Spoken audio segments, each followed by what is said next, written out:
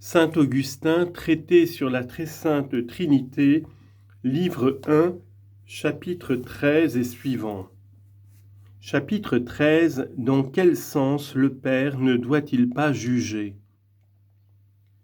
Si Jésus-Christ n'était tout ensemble Fils de l'homme parce qu'il a pris la forme d'esclave et Fils de Dieu parce qu'il n'a point dépouillé la nature divine, saint Paul n'eût point dit des princes de ce monde que s'il l'avait connu, il n'aurait jamais crucifié le Seigneur de la gloire.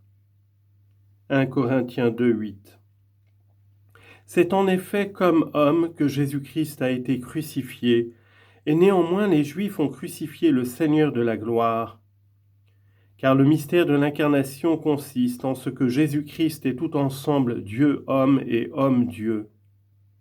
Mais comment et en quoi est-il Dieu et est-il homme ?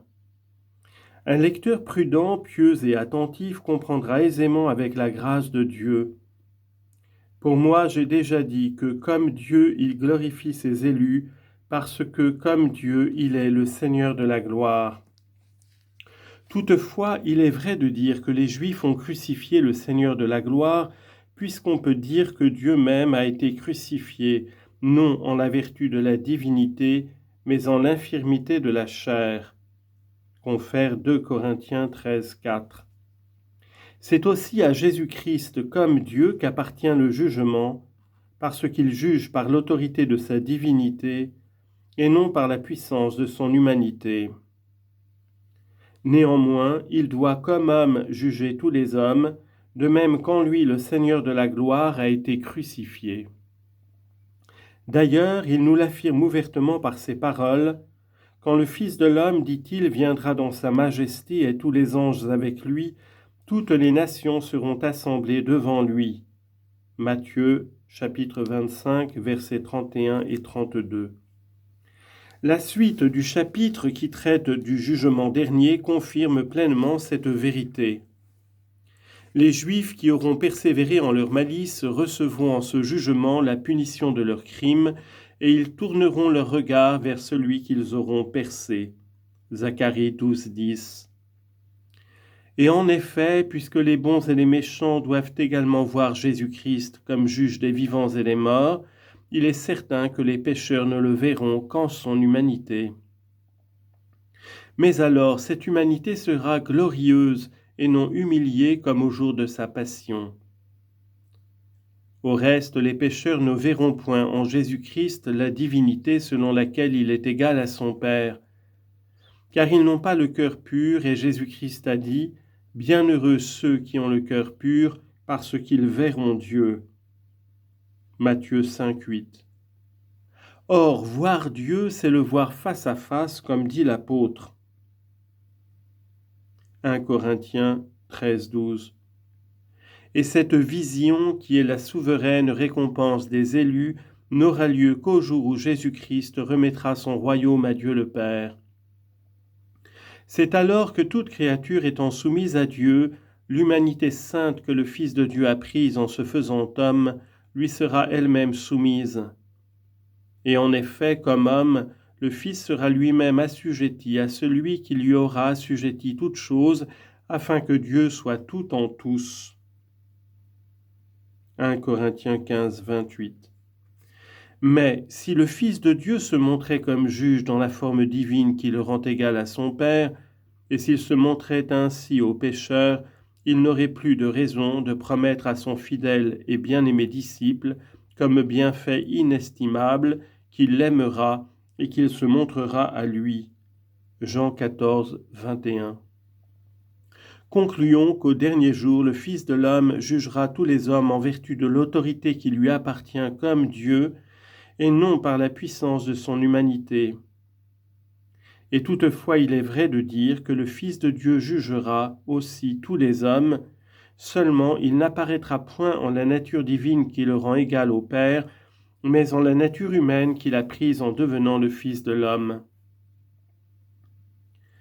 Il est donc permis de dire « et que le Fils de l'homme jugera, et que le Fils de l'homme ne jugera pas. Il jugera puisqu'il a dit lui-même « Lorsque le Fils de l'homme viendra, toutes les nations seront assemblées devant lui. » Matthieu 25, 32. Et il ne jugera pas, afin que cette parole soit accomplie, je ne jugerai point. Et cet autre, je ne cherche point ma gloire, il est quelqu'un qui la cherche et qui juge. Jean 12, 47 et Jean 8, 50. Bien plus, parce qu'au jour du jugement général, Jésus-Christ apparaîtra comme homme et non comme Dieu, il est vrai d'affirmer que le Père ne jugera pas.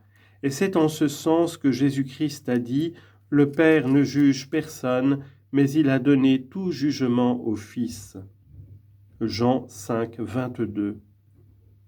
Quant à cette autre parole que j'ai déjà citée, le Père a donné au Fils d'avoir la vie en soi, Jean 5, 26, elle se rapporte à la divinité de Jésus-Christ et à sa génération éternelle.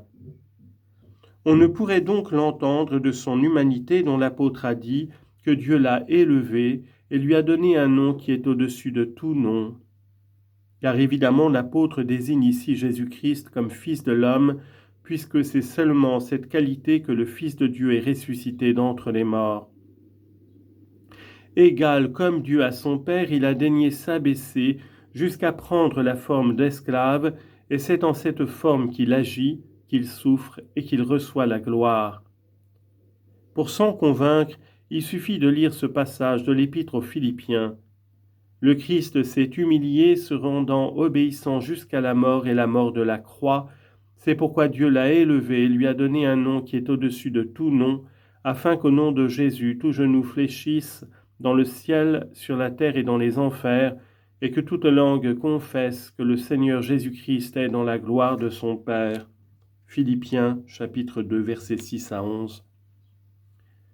Ce témoignage de l'apôtre se rapporte à Jésus-Christ comme homme, de même que cette parole, le Père a donné tout jugement au Fils. Et l'on voit assez qu'on ne saurait l'interpréter dans le même sens que celle-ci, le Père a donné au Fils d'avoir la vie en soi. Autrement, il serait inexact de dire que le Père ne juge personne. Car en tant que le Père engendre un Fils qui lui est égal, il juge conjointement avec lui. Il faut donc affirmer qu'au jour du jugement général, Jésus-Christ apparaîtra en son humanité et non en sa divinité. Ce n'est point que celui qui a donné tout jugement au Fils ne doive aussi juger avec lui, puisque le Sauveur a dit « Il en est un qui cherche ma gloire et qui juge ».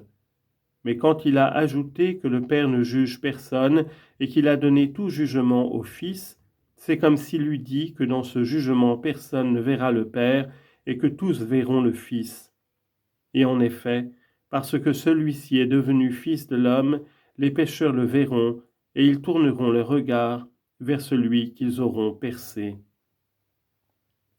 Mais peut-être m'accuserez-vous d'émettre ici une pure conjecture plutôt qu'une proposition vraie et évidente.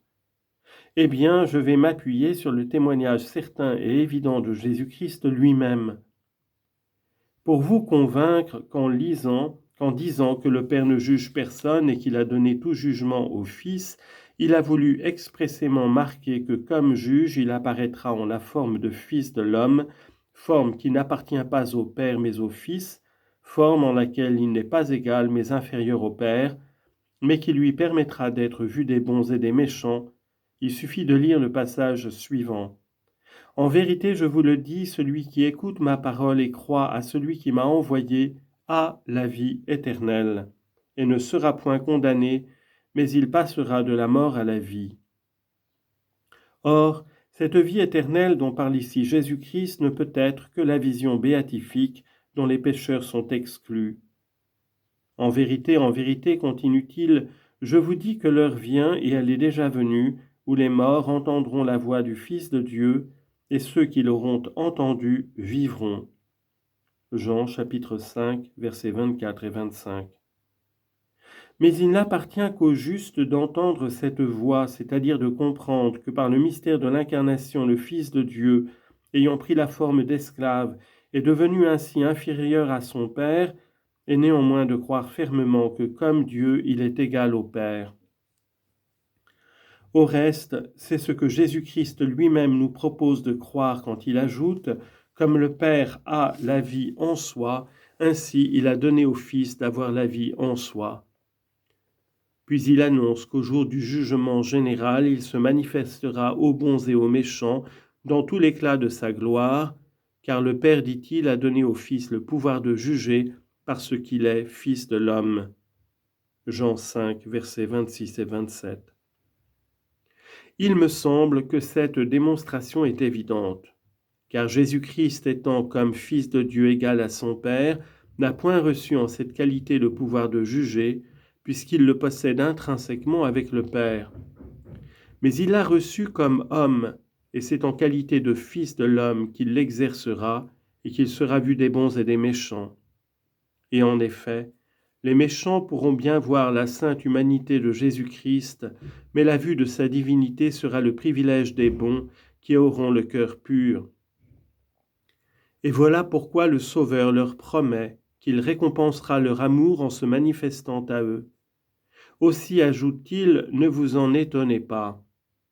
Ah, sans doute, nous ne devons nous étonner que de voir des gens qui ne veulent pas comprendre les paroles de Jésus-Christ lorsqu'il dit que son Père lui a donné le pouvoir de juger parce qu'il est Fils de l'homme. Selon eux, il eût dû dire parce qu'il est le Fils de Dieu. Mais Jésus-Christ étant égal, comme Dieu égal à son Père, ne saurait être vu des méchants sa divinité, et toutefois il faut que les bons et les méchants comparaissent devant lui, et qu'ils le reconnaissent pour juge des vivants et des morts. C'est pourquoi il dit « Ne vous étonnez point, l'heure vient où tous ceux qui sont dans les sépulcres entendront la voix du Fils de Dieu, et ceux qui auront fait bien en sortiront pour la résurrection à la vie, mais ceux qui auront mal fait pour la résurrection du jugement. » Jean chapitre 5, versets 28 et 29. Ainsi, il devient nécessaire que Jésus-Christ reçoive comme Fils de l'homme le pouvoir de juger, afin que tous les hommes puissent le voir en cette forme qui le rend visible à tous, mais aux uns pour la damnation et aux autres pour la vie éternelle. Qu'est-ce que la vie éternelle, si ce n'est cette vision béatifique dont les pécheurs sont exclus ? Qu'ils vous connaissent, dit le Sauveur, vous, le seul Dieu véritable, et Jésus-Christ que vous avez envoyé. Jean 17, 3. Mais cette connaissance de Jésus-Christ ne saurait être que celle de sa divinité, en laquelle il se manifestera au bon, et non la connaissance de son humanité en laquelle il sera vu même des méchants. Selon que Jésus-Christ apparaîtra comme Dieu à ceux qui ont le cœur pur, il est bon, car le psalmiste s'écrie que le Seigneur est bon à Israël, à ceux qui ont le cœur pur. Psaume 72, verset 1. Mais selon que les méchants le verront comme juge, ils ne sauraient le trouver bon parce que toutes les tribus de la terre, loin de se réjouir en leur cœur, se frapperont la poitrine en le voyant. Apocalypse 1, 7.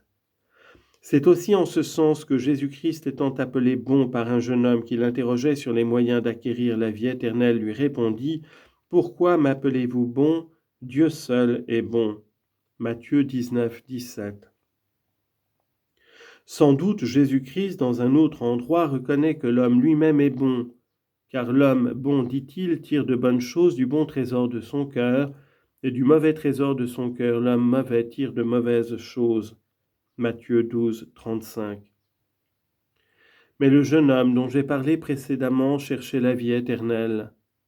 Or, la vie éternelle est cette vision intuitive que Dieu n'accorde point aux méchants et qu'il réserve pour être la joie des bons. De plus, il n'avait pas une idée nette et précise de celui auquel il s'adressait, et il ne voyait en lui que le Fils de l'homme. Aussi Jésus-Christ lui dit-il, « Pourquoi m'appelez-vous bon ?» C'est comme s'il lui eût dit, « Pourquoi appelez-vous bon l'homme que vous voyez en moi, et pourquoi me qualifiez-vous de bon maître ? En tant qu'homme et tel que vous me voyez, je me manifesterai aux bons et aux méchants dans le jugement général, mais pour les méchants, cette manifestation ne sera qu'un premier supplice.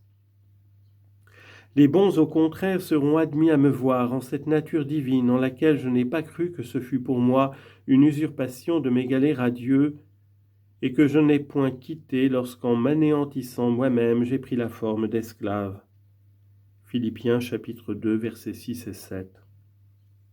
Concluons donc que le Dieu qui ne se manifestera qu'aux justes et qui les remplira d'une joie que personne ne leur ôtera est le Dieu unique, Père, Fils et Saint-Esprit. C'est vers cette joie que soupirait le psalmiste quand il s'écriait « J'ai demandé une grâce au Seigneur, et je la lui demanderai encore, c'est d'habiter dans la maison du Seigneur tous les jours de ma vie, pour y contempler la maison du Seigneur. » Psaume 26, 4. Ainsi, Dieu seul est excellemment l'être bon, parce que sa vue, loin de causer à l'âme quelque peine ou quelque douleur, lui est un principe de salut et une source de joie véritable. Dans ce sens, et selon sa divinité, Jésus-Christ pouvait réellement dire « Je suis bon ». Mais comme le jeune homme qui l'interrogeait ne considérait en lui que l'humanité, il lui répondit avec non moins de raison « Pourquoi m'appelez-vous bon ? Car si vous êtes du nombre de ceux dont un prophète a dit qu'ils regarderont vers celui qu'ils ont percé, la vue de mon humanité ne sera pour vous comme pour eux qu'une douleur et un supplice. » Cette parole du Sauveur, « Pourquoi m'appelez-vous bon ? Dieu seul est bon », et les autres textes que j'ai cités me semblent prouver que cette vision, qui est exclusivement réservée aux élus et qui fera que l'œil de l'homme contemplera l'essence divine, n'est pas différente de celle que saint Paul nomme « face à face » 1 Corinthiens 13, 12, et dont l'apôtre saint Jean a dit qu'elle nous rendra semblables à Dieu parce que nous le verrons tel qu'il est 1 Jean 3, 2. C'est de cette vision que parlait le psalmiste quand il s'écriait « J'ai demandé une grâce au Seigneur de contempler la beauté du Seigneur » Psaume 26, 7. Et Jésus-Christ lui-même a dit « Je l'aimerai et je me manifesterai à lui » Jean 14, 21. Aussi devons-nous purifier nos cœurs par la foi, car il est dit « Bienheureux ceux qui ont le cœur pur parce qu'ils verront Dieu » Matthieu, chapitre 5, verset 8. Une lecture assidue de nos Écritures et surtout le regard de l'amour nous fournirait encore sur cette vision béatifique 1000 textes épars çà et là, et non moins concluants. Mais j'en ai rapporté assez pour être en droit de conclure que cette vision est le bien suprême de l'homme et que sa possession doit être le but et le terme de toutes nos bonnes œuvres. Quant à cette autre vision qui sera celle de l'humanité sainte de Jésus-Christ et qui aura lieu lorsque toutes les nations seront rassemblées devant lui et que les pécheurs lui diront « Seigneur, quand est-ce que nous vous avons vu avoir faim ou soif ?» Il est certain qu'elle ne sera ni un bien pour les méchants condamnés aux flammes éternelles, ni le bien suprême pour les élus. Car le juge souverain les appellera à prendre possession du royaume qui leur a été préparé dès le commencement du monde. « Allez au feu éternel, dira-t-il aux méchants, et aux bons, venez, les bénis de mon Père, possédez le royaume qui vous a été préparé. » Matthieu, chapitre 5, verset 8. Matthieu, chapitre 25, versets 37 et 41. Et alors, continue l'évangéliste, les méchants iront au feu éternel et les bons à la vie éternelle. Or, la vie éternelle consiste, selon la parole du Sauveur lui-même, en ce qu'ils vous connaissent, vous, le seul Dieu véritable, et Jésus-Christ que vous avez envoyé. Mais Jésus-Christ, vu en cette gloire au sujet de laquelle il disait à son Père, « Glorifiez-moi de la gloire que j'ai eue en vous avant que le monde fût. » Jean chapitre 17, versets 3 et 5. Ce sera aussi alors que le Fils remettra le royaume à Dieu son Père, et que le bon serviteur entrera dans la joie de son Maître. Jésus-Christ cachera donc les élus de Dieu dans le secret de sa face, et il les protégera contre le trouble et l'effroi des hommes, c'est-à-dire des méchants que la sentence du souverain juge frappera de terreur et de consternation. Mais le juste n'aura rien à craindre parce que caché dans l'intérieur du tabernacle, c'est-à-dire en la foi de l'Église catholique, Il sera à l'abri de la contradiction des langues, c'est-à-dire des calomnies des hérétiques.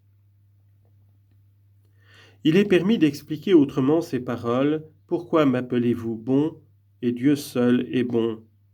Et on peut le faire en toute sûreté et de diverses manières, pourvu qu'on ne croit point que le Fils, en tant qu'il est le Verbe par qui tout a été fait, est inférieur au Père en bonté. Ainsi, ne vous éloignez point de la doctrine orthodoxe, et plus vous multiplierez les moyens d'échapper au piège des hérétiques, plus aussi vous les convaincrez victorieusement de mensonges et d'erreurs. Mais poursuivons ce sujet en le considérant sous un autre aspect.